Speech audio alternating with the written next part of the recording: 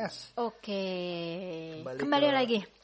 Di sela-sela. Semua sobat-sobat di sana kita udah ngobrol panjang lebar tadi sampai tentang Elon Musk tentang kemungkinan bahwa kita tuh bisa di-replace. Iya, bisa di-replace tergantung battle yang kita akan hadapi dan keputusan-keputusan dari mungkin dari banyak misalnya dari banyak aspek sih. Gimana sebuah misalnya as a nation lah mau ambil take positionnya kayak gimana. Nah, ini jadi pertanyaan menarik sih untuk tentang Indonesia ya, karena kita kan orang Indonesia. Nah, cuman gue sebelum itu pengen nanya agak tentang artificial intelligence. Ada nggak? Gue tuh pengen tahu, yang baru apa sih yang mungkin gue nggak tahu gitu. Kan kalau tahu nggak artificial intelligence tuh udah bisa ini loh. Udah bisa sampai sini loh. Di luar yang mungkin gue tahu sekarang ini. Ada satu nggak Gi yang dari lu berkutat selama ini, atau enggak ternyata bisa ini tapi sebenarnya bisa lebih dalam lagi loh gitu. Nah itu gimana Gi? Ada nggak Gi? Duh, gue akhir-akhir ini sih belum terlalu update lagi ya. Cuman yang terakhir kali gue dengar itu yang kalau misalkan yang ini udah dengar belum? Coba. Yang artificial intelligence ngalahin tim Dota 2. Nah, belum. Jadi mereka ngalahin. Jadi tim Dota 2 itu siapa? Jadi itu ada satu tim jago ya, All gitu. Stars, jago lah, jago. Itu dikalahin sama artificial intelligence. Main Dota. Gitu, main Dota. Kayak sebenarnya kan kayak kita main dengan lawan komputer gitu tuh nggak? Kalau kita game Empire Earth, itu kan kita bisa lawan misalnya harus 4 artificial intelligence. Nah, itu mereka udah saking levelnya gitu bisa ngalahin si tim Dota 2. Oke. Tapi itu udah agak lama sih kayaknya, kalau nggak salah akhir 2020 atau awal 2020 ya, itu udah agak lama. Itu tuh ngalahinnya, berarti kan nggak ada orang di belakang itu kan? Nggak ada. Mereka mengatur strateginya sendiri. Ya, yang jadi susah adalah salah satu yang jadi highlight adalah itu kan Dota kan 5 lawan 5 ya. Nah, jadi mereka nggak berpikir sama ya. Mereka jadi dia individual masing-masing, dan mereka bisa communicate di antara AI-nya. Itu seru banget. Nah, itu baru kalau nggak salah ya, seingat gue kayak gitu. Dan itu istilahnya kan dulu juga manusia kan gitu kan ya. Jadi manusia itu jadi kuat karena kita bisa komunikasi antar manusia. Iya, benar. Bahkan ini di sel pun aku tuh lagi sangat concern sama cell communication. Bahwa ternyata sel itu bisa berkomunikasi satu sama lain. Jadi mereka mungkin bekerja atau berperilakunya tuh punya individual pattern, tapi mereka berkomunikasi satu sama lain sehingga mereka bikin collective pattern.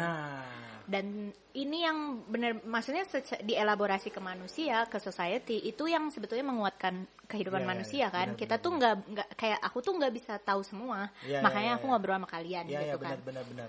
Dan kalau misalnya AI udah bisa kayak gitu, menurut aku sih, maksudnya mereka bisa deep learning, mereka bisa belajar sendiri.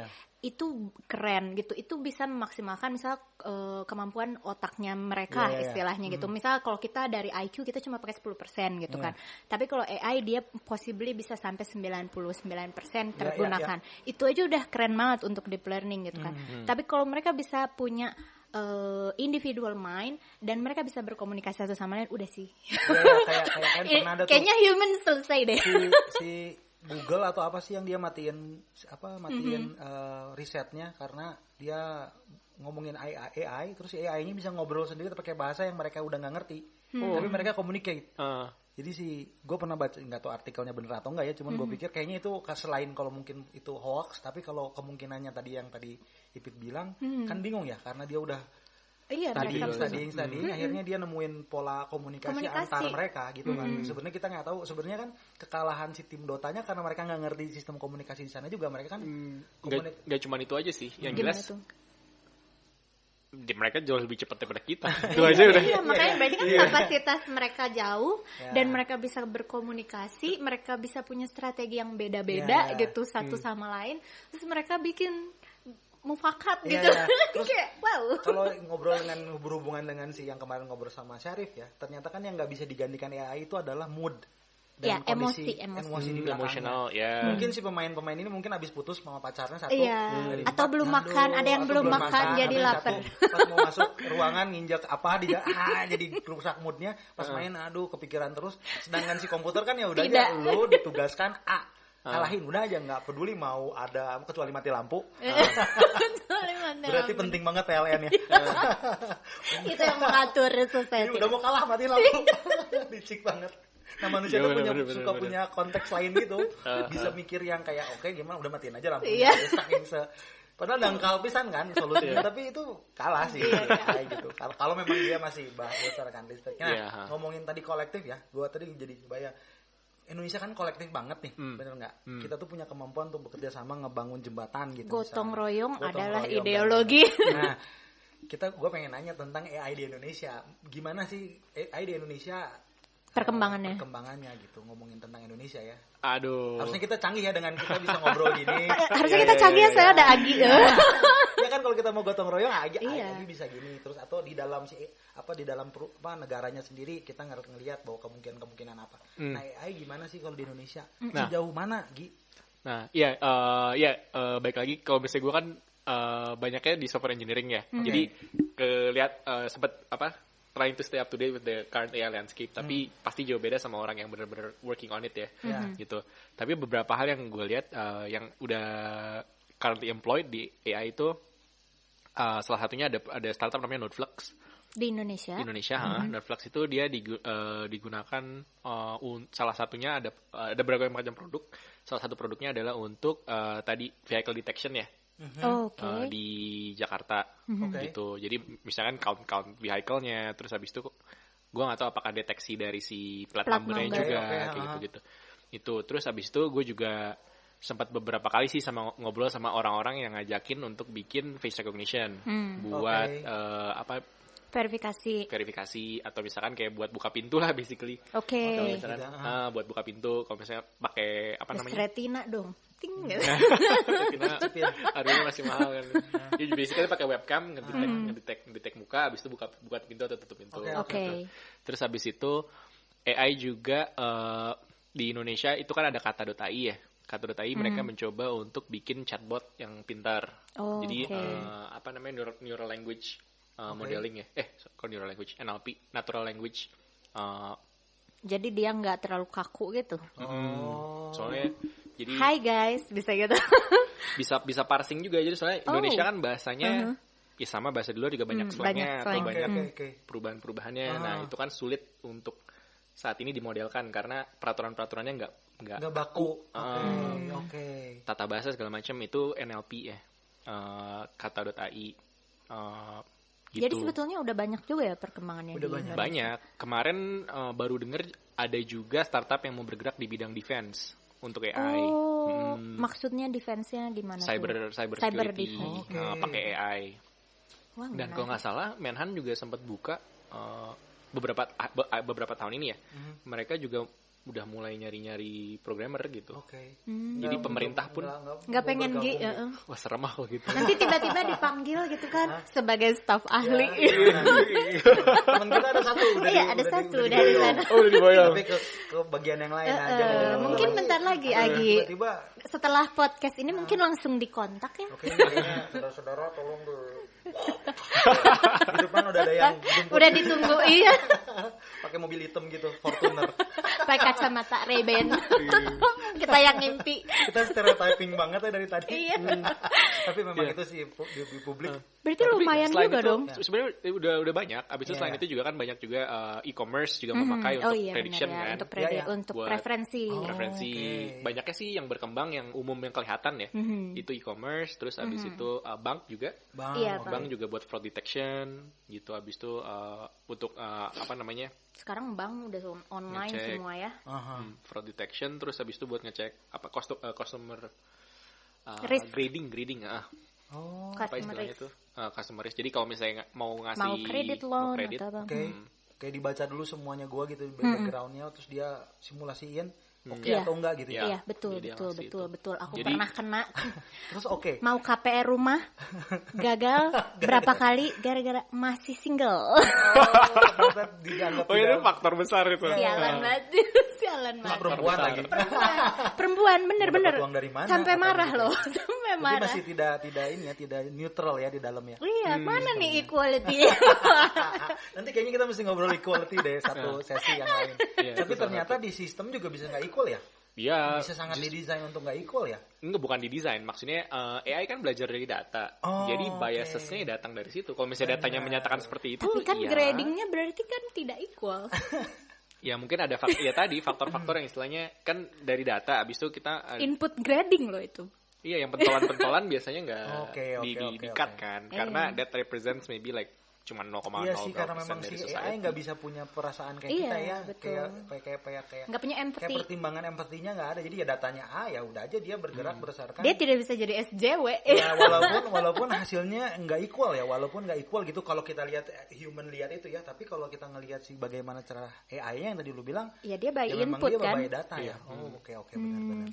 Nah berarti ini kita masih punya istilahnya kita belum pesimis amat ya, bersaing dengan bicara tentang AI, bersaing dengan luar. Nah ini tuh jadi salah satu fokus tadi ya. Jadi ini tuh jadi salah satu fokus ada namanya startup Pacman.ai. Pacman.ai. Jadi mereka itu penyelenggara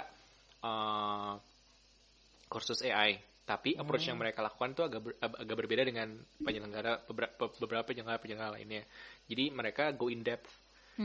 Jadi benar-benar kalau misalnya ikut ke Pacman.ai, pertama-tama harus belajar kalkulusnya dulu, terus habis itu belajar algoritmanya. Yang biasanya nggak diajarin deh yang lain. Kalau yang lain kan biasanya lebih ke praktikalnya. Jadi bagaimana how to use the tools, know kalau problem ini, pakai toolsnya ini, konsepnya seperti ini, aplikasinya kayak gini. Nah, gapnya di situ sebenarnya. Jadi kalau di luar mungkin lebih advance-nya di in-depth-nya itu sehingga bisa mereka menciptakan benar-benar basic-nya, fundamentalnya mereka kuat gitu ya. Jadi di bisa, sini kurang. Kalau aku di sini aku kurang paham ya, tapi sepertinya soalnya kemarin sempat juga dengar keluar-keluar bahwa gap-nya Indonesia memiliki gap AI, tetapi gap AI-nya tuh di mananya kalau misalnya toolsnya kita bisa pakai, tetapi untuk generate algoritmanya, generate programnya itu mungkin yang kita masih ketinggalan. Jadi itu gapnya di situ. Tapi dan itu kan biasanya itu berarti karena basicnya kurang kuat ya. Kita nerima langsung udah jadinya dulu, baru menggunakan yang dari yang udah jadi dikembangin, tapi bukan dari gitu awal. Ya, jadi kita bukan developing. Jadi tools ya untuk kalau di bidang AI tools-toolsnya kan sebenarnya udah ada kayak software packages-nya yang kita pakai gitu kan. Istilahnya kita udah tinggal pakai software ini, kita masukin datanya, keluar modelnya kita deploy, kita pakai. Nah, tetapi kan sebenarnya real value-nya itu di sini ada real value-nya. Cuman kalau mau jadi leader in the field, ya create ini dari bawah. Creating dari bawah. Apakah itu yang akhirnya memutuskan kamu untuk cabut nanti? Bukan sih sebenarnya.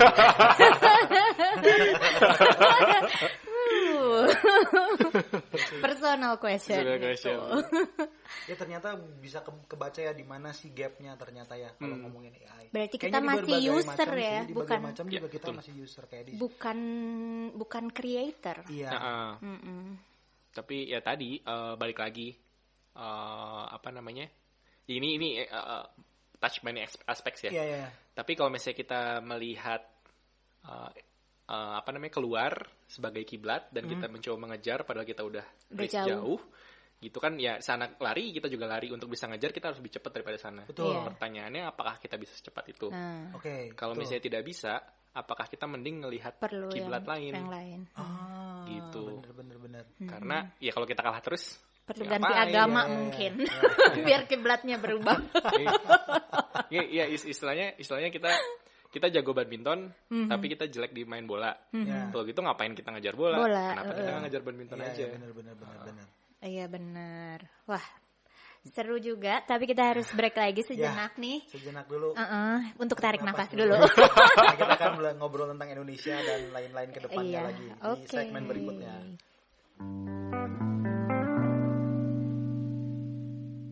Yes. Ya, kita kembali lagi. Masih bersama Agi di sini ya.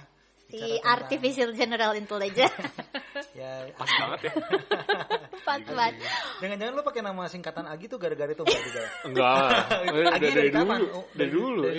Dari kecil. Sejak mengingat dipanggil Agi. Nickname-nya memang Agi ya. Ternyata nama tuh doa ya. Nama itu doa. Tunggu dulu, Ipit apa ya? Gi, gue mau nanya Gi tentang menurut Agi nih as a person, as a programmer, tentang artificial intelligence dan kemampuan teknologi ya.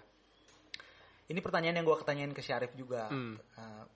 Menurut Agi, the idea of freedom itu gimana? Kita kan selalu sekarang mikir bahwa kita manusia kan free ya, dengan aku bisa memilih apapun, aku mau ngapain juga, ada hidup gue gitu, kayak gitu-gitu. Nah, tapi kalau kita ngobrolin makin lama makin ngomongin algoritma dan artificial intelligence, kayaknya semua decision making kita tuh kayaknya ada yang tidak free lagi gitu. Kayak misalnya lu di apalagi dia behind the scene ya. Lu tuh misalnya behind gini aja, behind the thinking. Kayak browsing, kayak internet yang lu lihat aja, semua tuh kan sesuai dengan apa yang kita mau ya.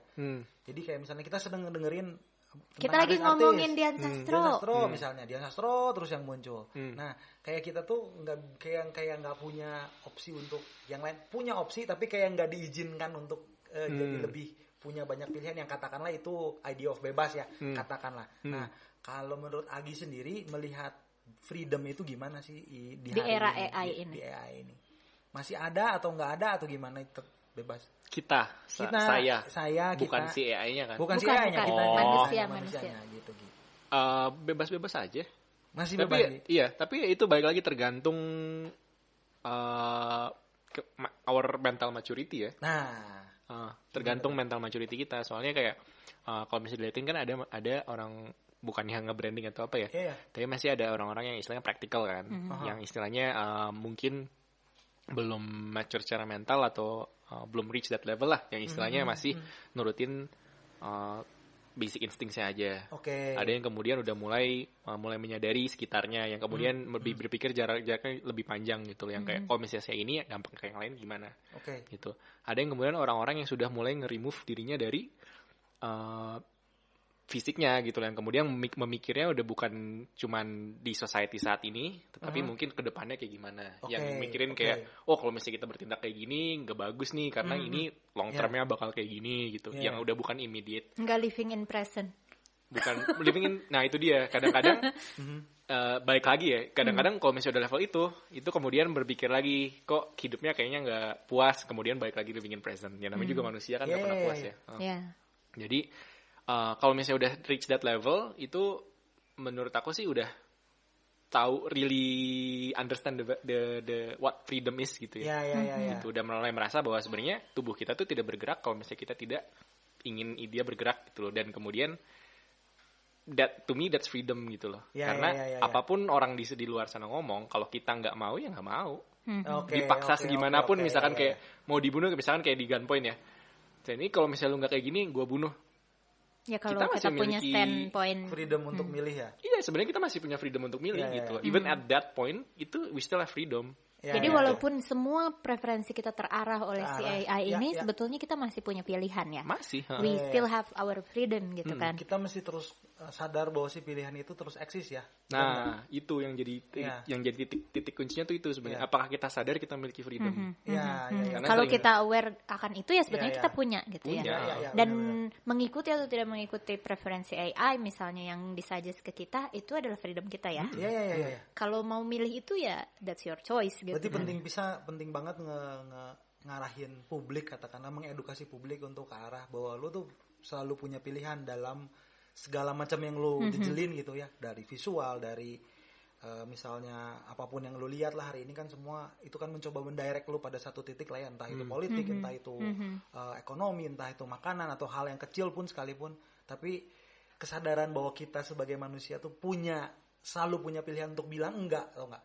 Itu atau iya, itu tuh berharga banget ya di era sekarang. Era AI dan itu perlu tadi it needs education dan perlu maturity. Dan itu dia. Tapi sayangnya nih gadget nih lagi lagi yang paling tinggi nih yang usernya adalah di umur-umur yang masih labil istilahnya dalam gitu Indonesia, kan. dalam konteks Indonesia teenager tahu gitu. Sendiri ya, permasalahan pendidikan kita udah punya permasalahan pendidikan dari kapan ya. Berarti tantangan Indonesia luar biasa banget ya ngelihat AI gitu di selain infrastruktur tadi ya, kita nggak punya konsep di belakangnya untuk bikin bisa leading dan nggak punya kesadaran orang-orangnya, maksudnya kurang gitu, kurang kesadaran. Iya, jadi ya kalau misalnya saya boleh nyebut merek lagi, nggak apa-apa Gi, sebut aja ya. Kita belum ada sponsor, nggak akan kena UU ITE. Jadi ya kalau misalnya saya boleh nyaranin sih, yang saya juga udah sering ngomong ke orang-orang ya, jadi silahkan lihat videonya Endgame-nya Gita Wirjawan yang kemudian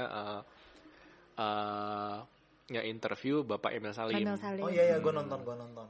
Menurut saya itu salah satu yang paling bagus. Yang kemudian di situ beliau Pak Emil Salim menceritakan apa sih tentang Indonesia dan dari 3 sudut pandang itu kan, dia hidup di 3 generasi itu kan. Keren.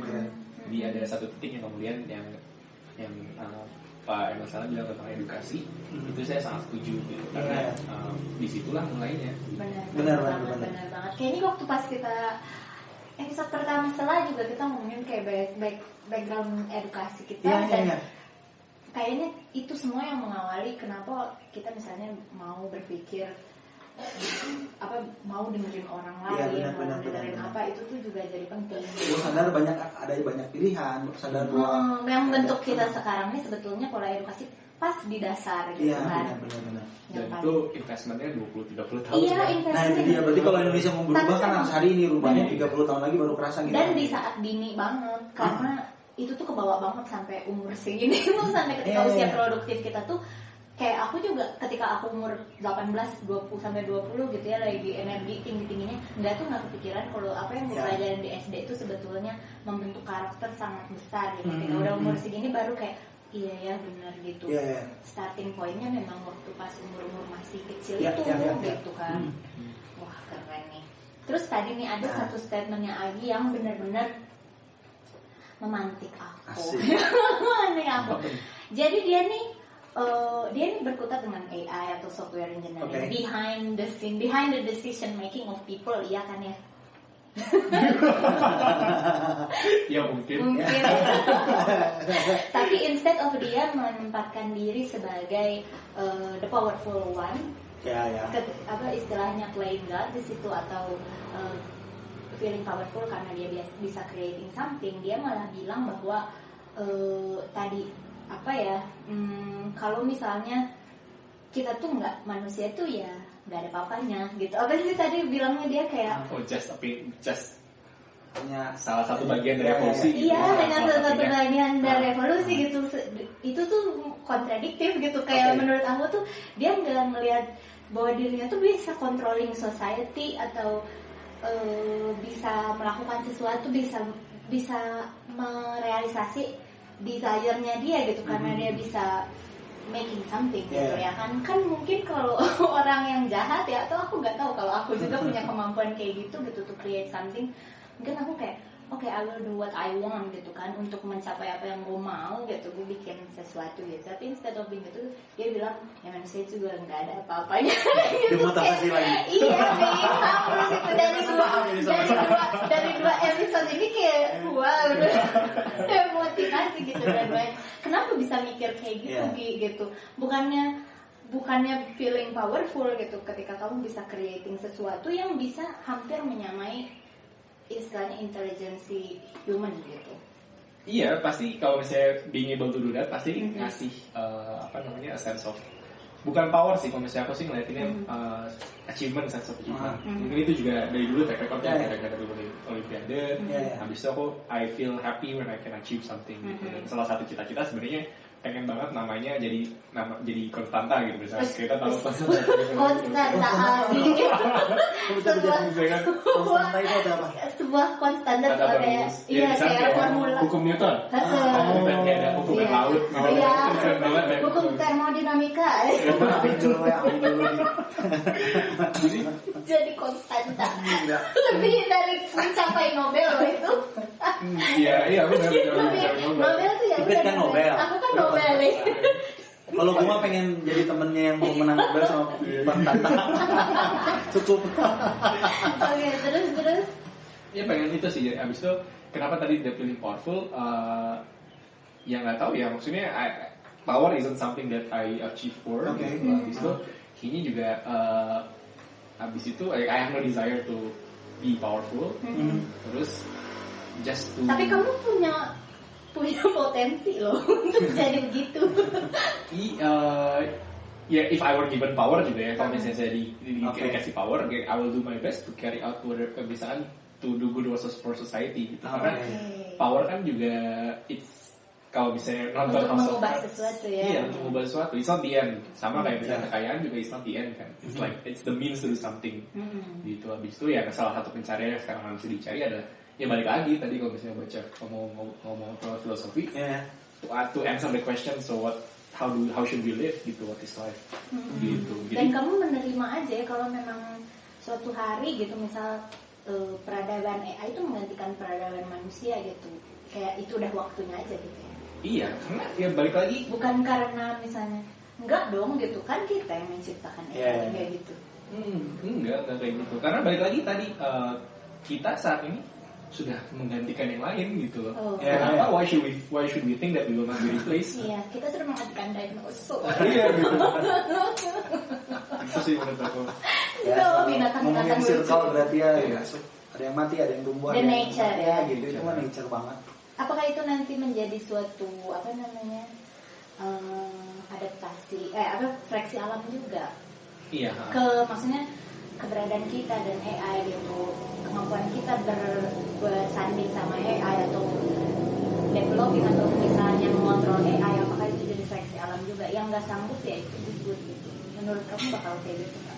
Bisa, tapi ya what's different between us and what's past itu kita kan memiliki consciousness, dan makanya tadi saat ini yang the battle about AI and ethics dan kemudian batasan-batasan AI itu akan menjadi sangat penting. Makanya kemudian ya salah satu buku yang kemudian menjadi salah satu foundation penting di AI ethics kan yang itu, yang tadi yang The Foundation series ya, aku lupa namanya, yang Isaac Asimov. Oke. Isaac Asimov. Isaac Asimov ya. Oke. Ntar kita cari. Oke. Kita tajam. Iya. Jadi dia di situ ada beberapa hukum yang harus dipatuhi oleh AI. Aku lupa maksudnya detail-detail. Soalnya kan dengan mudah aja ya kalau kita bisa kayak melihat, oh ini AI udah mau berkuasa. Iya. Kita shut down semuanya. Yang jadi worrying adalah itu. AI itu nggak cuma dibuat untuk ekonomi atau buat peace, tapi sekarang juga udah ada for defense yang kemudian dipakai di drones, dipakai di robots. Sebenarnya that's the worrying part sih. Dan itu memang kalau orang yang tadi nggak punya consciousness kayak kita tuh juga bukan apa-apa juga gitu. Ya itu kan jadinya feeling powerful dan menyalahgunakan itu kan. Makanya gue tadi kaget juga gitu kayak dia punya potensi seperti ini tapi dia tidak memposisikan dia as a creator gitu. Tapi kalau menurut gue nih ngobrolin tentang tadi pergantian peradaban manusia oleh AI ya. Karena kan dramanya tuh terjadi karena kita lihat dari sekarang ya. Kita melihat masa depan. Karena kita masih punya romantisme dengan kehidupan kita yang as a human sekarang ya. Tapi kalau gue transisinya akan smooth banget sih. Nggak sadar kita udah di sana. Karena kalau menurut gue ya kita cek aja 20 tahun ke belakang gitu, apa banyak hal yang berubah yang dulunya nggak boleh, terus tiba-tiba smooth, tiba-tiba sekarang jadi boleh. Kayak misalnya contoh di gereja dulu kan nggak boleh pakai kayak anti banget pakai jeans, pakai baju-baju yang ini ada baju-baju khusus untuk gereja gitu ya. Itu tuh sekitar masih tahun 90-an gitu, early 90. Hari ini kayak itu dan tato lah. Dulu tuh kayak debate gede banget ya. Terus tiba-tiba sekarang secara smooth, tiba-tiba semua society nerima gitu. Gue pikir ini terjadi pada semua hal sih nantinya. Kayak misalnya kita diganti jadi AI gitu ya. Mungkin sekarang kita mah drama lihat karena kayak waktu early 90 aja.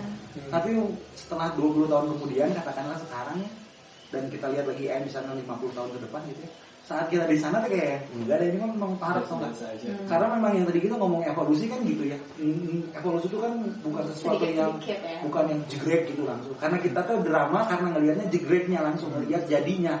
Tapi kita nggak ngelihat perjalanan evolusi yang butuh gradual dan akhirnya kita adaptasi etik yang ngikutin, terus konsepnya kita ngikutin itu tiba-tiba udah kayak di film-film gitu. Karena kan science fiction kan ngasih lihat yang sudah jadinya gitu. Wah nanti gimana nih kita gini, tapi nggak pernah lihat perjalanannya ke sana gitu.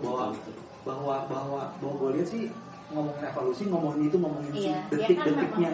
Iya. Dan akhirnya pasti sampai sana gitu.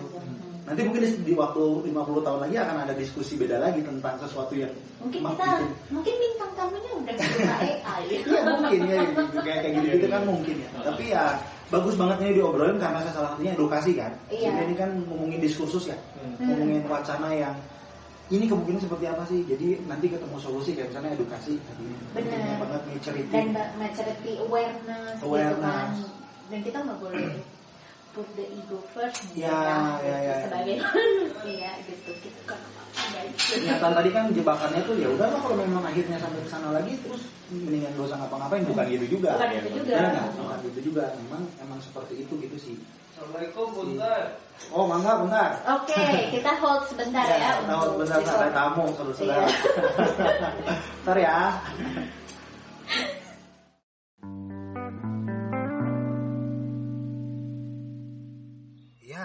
Oke. Tadi ada tamu dulu, maaf. Iya. Pemain sitar dari India. Sitar datang. Nah, mau perform tadi. Iya, nanti di berikutnya ya. Kita undang. Ini udah 5 segmen ya bersama Agi tadi. Kita masuk ke segmen penutup ya. Kita masuk ke closing dulu, tapi ya kita pengen tahu sih dari Agi komentarnya gimana gitu. Ada pesan nggak untuk para sobat sela gitu? Sobat sela tentang AI atau tentang bagaimana AI Agi gimana masa depan gitu. Dan gimana misalnya sobat sela harus menyikapi hidup bersama AI ke depannya. Oke. Ya kalau misalnya mungkin berbagi pengalaman aja ya. Soalnya saya ngerasa juga kalau misalkan ngasih apa ujangan atau apa juga belum sampai level itulah. Kita masih punya freedom.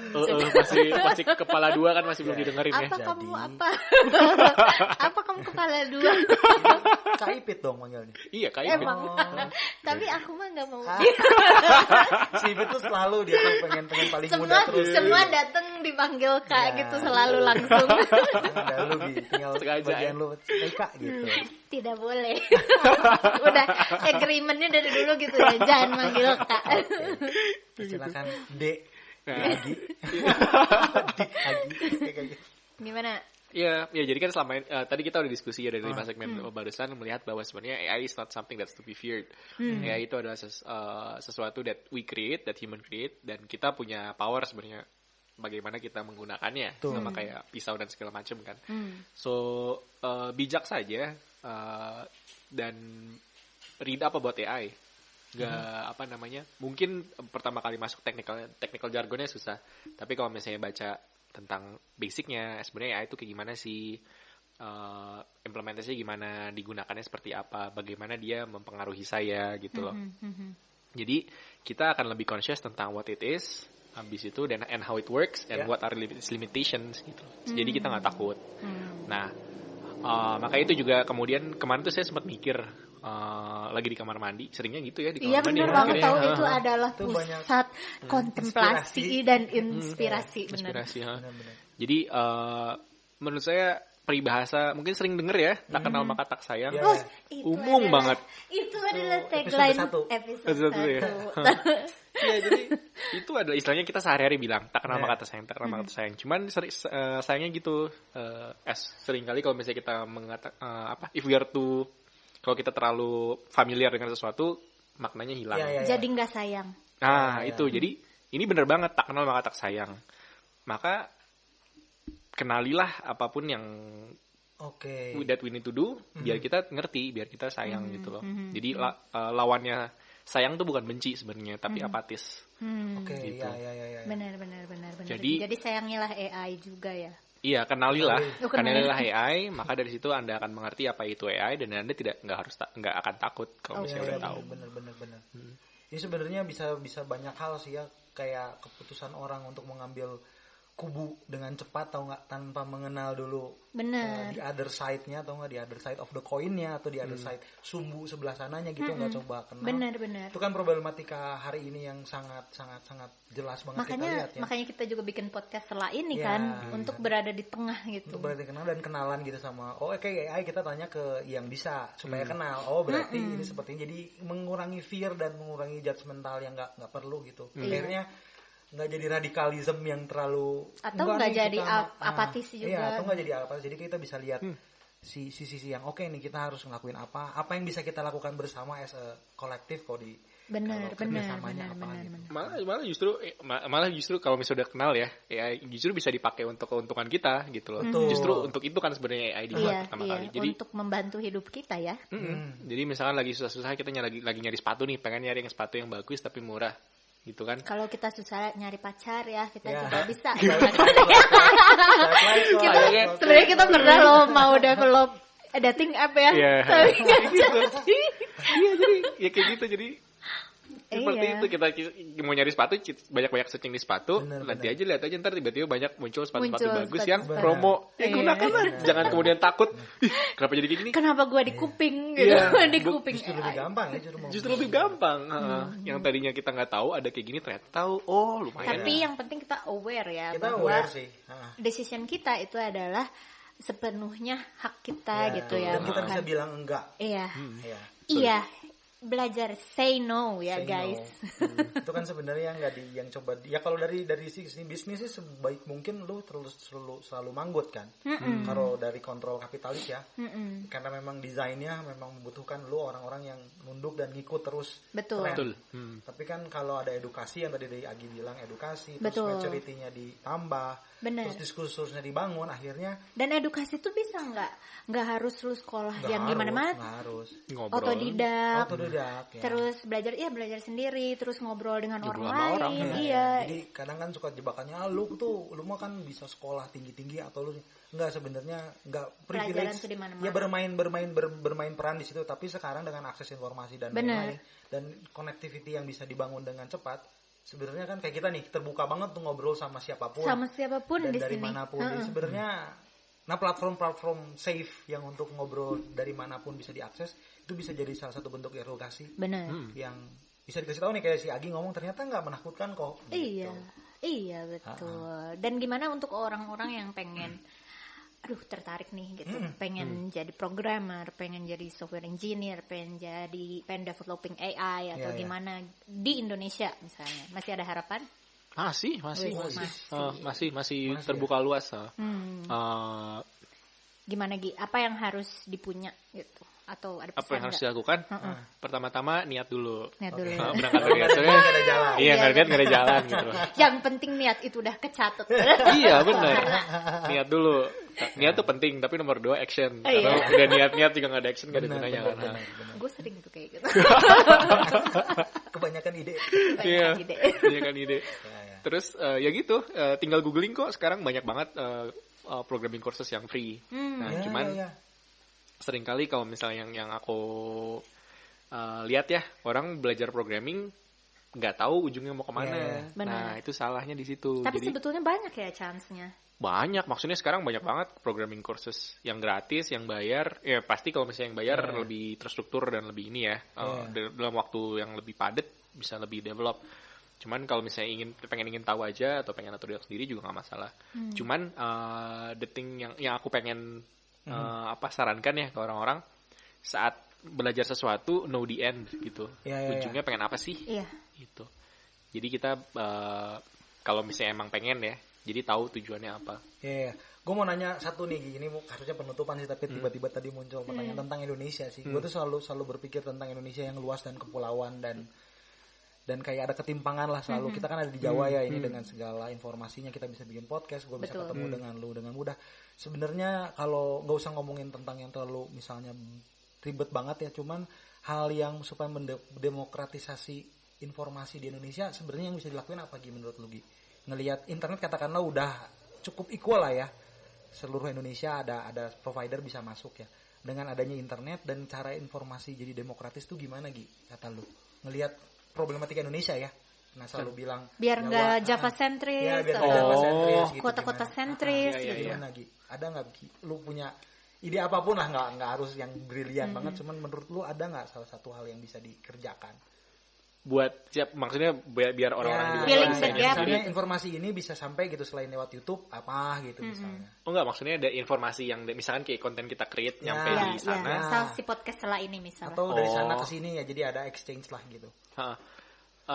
Ya first and foremost paling gampang ya manfaatkan media sosial jelas. Itu yang paling gampang gitu loh. Habis itu don't be afraid to comment. Oke. Anything, maksudnya pengen say, you wanna say something, say it gitu loh. Jangan takut salah. Jangan takut salah, nggak ada. Ya itu aja. Makanya kemudian ya tadi kalau misalkan udah ngelihat dari sana say something ya, kan kita juga ngelihat kan di sini di Jakarta. Berarti kan. kita juga pay attention gitu ya. Kalau misal dari sana ada sesuatu, ada pendapat komentar gitu, atau ada mereka kebutuhan gitu. Iya. Kita juga harus lihat itu gitu. Yang dari sini kita lihat sana. Bisa saling belajar juga, akhirnya kita kasih pendapat ke sana, di sana diterima gitu ya. Iya. Oke. Soalnya ngomong kan nggak ada biayanya kan. Nah itu dia. Cuman memang harus dibangun sih kultur saling berkomunikasi dan ngobrol gitu. Bukan direction gitu. Kita harus kali-kali ke remote area. Iya, nanti kita ada rencana berangkat ke satu tempat podcast dari sana. Mantap. Mungkin Agi bisa ikut. Agi mau cabut. Agi kan masih lumayan jauh. Tadi gue ngobrol, gue sebelumnya masih ada kesempatan lah kita bisa tarik. Iya, bisa dia mah anaknya suka murah. Pulang kampung ke laut bukan? Ya, nanti kita pulang ke laut. Oke, nanti kita ada jadi punya rencana sama Agi. Iya dong, itulah itu pentingnya berkolaborasi kan. Sip, Pak. Oke, gitu. Jangan lupa apa? Like, share, dan subscribe. Cuman ini loh yang bilang oke. Dengan ini podcast lah untuk episode sekarang kita akhiri. Pamit. Terima kasih banyak Agi udah mau ngobrol bareng sama kita. Sama-sama, makasih udah diundang. Tuh inget ya guys, like, share, subscribe dan komen. Komen paling penting. Ngomong apa aja kalau bebas. Kalian nggak setuju sama pernyataan kita ya tulis aja. Nanti kita lihat semuanya. Pasti kita baca. Iya, sama Pak Produser gitu. Yang sekarang lagi nggak ada. Oke, kalau gitu saya pamit, Vincent. Saya Ipit. Makasih banyak Agi ya. Sama-sama, makasih udah diundang. Dadah.